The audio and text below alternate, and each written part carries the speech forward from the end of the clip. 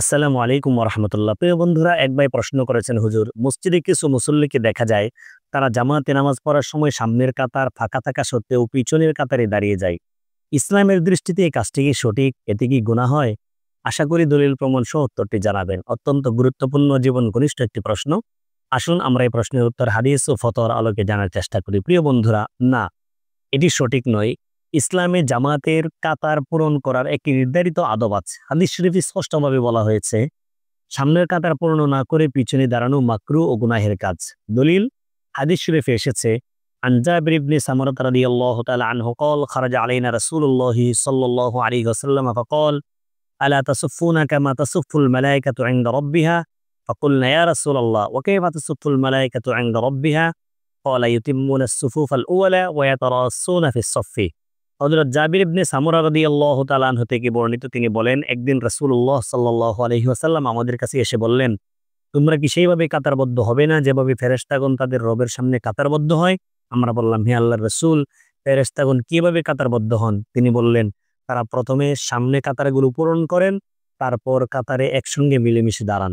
এই হাদিস থেকে বোঝা যায় কাতার গঠনে প্রথম কাতার পূর্ণ করা ফরজ নয়, তবে সুন্নতে মুআক্কাদা এবং এর বিরুদ্ধাচরণ করা গুনাহের কাছাকাছি।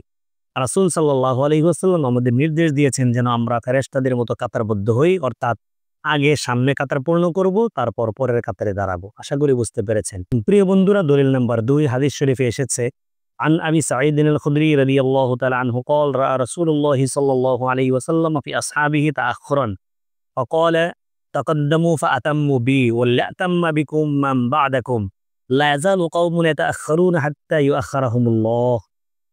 আবু সাঈদ খুদরি রাদিয়াল্লাহু তাআলা আনহু থেকে বর্ণিত, তিনি বলেন, রাসূলুল্লাহ সাল্লাল্লাহু আলাইহি ওয়াসাল্লাম সাহাবীদের মধ্যে কিছু মানুষকে পিছনে দাঁড়িয়ে থাকতে দেখে বললেন, তোমরা সামনে এগিয়ে এসো এবং আমার অনুসরণ করো, আর তোমাদের পরে যারা আছে তারা যেন তোমাদের অনুসরণ করে।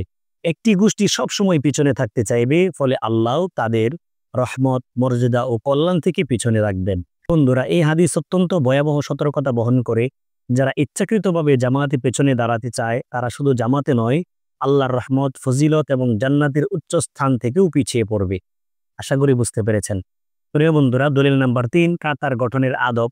হাদিস শরীফে এসেছে, আন আনাস রাদিয়াল্লাহু তাআলা আনহু قال قال رسول الله صلى الله عليه وسلم أتموا الصف المقدم ثم الذي يليه فما كان من نقص فليكن في الصف المؤخر।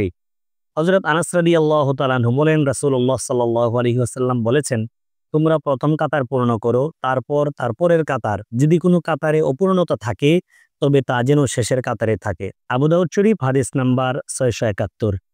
এই হাদিসে কাতার গঠনের মূলনীতি বর্ণিত হয়েছে।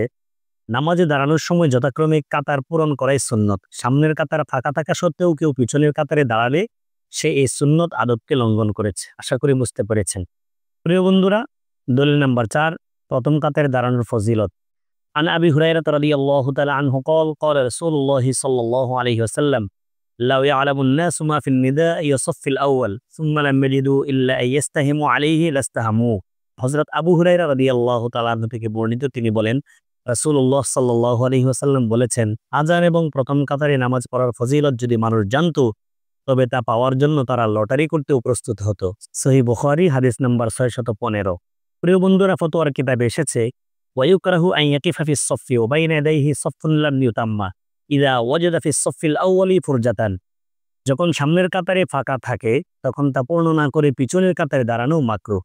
ফতোয়া খানিয়া, প্রথম খণ্ডের 119 নম্বর পৃষ্ঠা। রদ্দুল মুহতারে এসেছে, ويكره أن يقف في الصف الثاني وبين يديه فرجة ولو بعد شروع الإمام ولو خشية فوت الركعة। সামনের কাতারে ফাঁকা থাকতে দ্বিতীয় কাতারে দাঁড়ানো মাকরুহ, চাই ইমাম নামাজ শুরু করে ফেলুন কিংবা রাকাত মিস হওয়ার আশঙ্কা থাকুক। রদ্দুল মুহতার, প্রথম খণ্ডের 570 নম্বর পৃষ্ঠা। আজকের আলোচনার উপসংহার। প্রিয় বন্ধুরা, সামনের কাতার পূর্ণ না করে পিছনে দাঁড়ানো হাদিস ও ফিকহ উভয়ের পরিপন্থী। এতে শুধু সওয়াব থেকে বঞ্চিত হওয়া নয়, বরং আল্লাহর নিকট থেকে পিছিয়ে পড়ার আশঙ্কা রয়েছে। তাই সকল মুসল্লিদের উচিত নিয়ম অনুযায়ী সামনের কাতার পূর্ণ করে পরের কাতারে যাওয়া। তাই আসুন কাতারের আদব রক্ষা করে নামাজে দাঁড়াই, সুন্নতের উপর আমল করি, আর আল্লাহর রহমত ও সওয়াবের ভাগীদার হই। আল্লাহ তাআলা আমাদের সকলকে আমলের তৌফিক দান করুন। আমিন।